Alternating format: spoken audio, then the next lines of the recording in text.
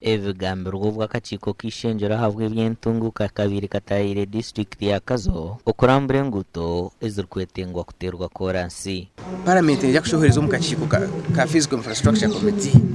Hati ntibatakwetaga omuntu kutugambira ati mwena nimbashaba munkwatireho mu nyambe akwabemeza bakakiiko ako biyizira bayerebera obwetaagi nibahika bakukinguza. So okwija kwitu kunuya no kugira ngo itwe twenka tukakase tahinguze kintu ekiba kugambaho konka tutakirebire. Orukurra akakiiko aka kandi omunyishengyero wa Kazo Dan Chumusho ashabira abatura kukwatanisa okureba ngu enshonga egi yakorwaho ahabwa entunguka y'ekyanga kyabo. So nkeje enguuto yaitu eyaha twine omugisha abo kuba feasibility studies zakozirwe, design zakozirwe n'aba Ministry of Works batugambire ngo hariho ebitongore nka bishatu ebine sente ebikande bikwenda kugikora. Oruguudo notwogerako rwa Ministry of Works sirwa Kazo district naye okuva tufunye tiimu y'aba members of parliament abakakiiko abo tusubire tukugenda kure.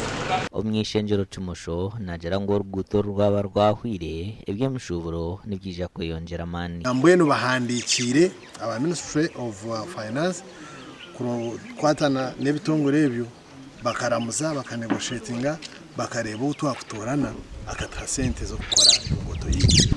Konka hariho enguuto emwe erikuruga Kazo Buremba Kabogore Kyegego. Egi enguuto twena tukaza kwetegereza twashanga enguuto egi ryetyo etwire ryetyo ekiina kya buri izooba.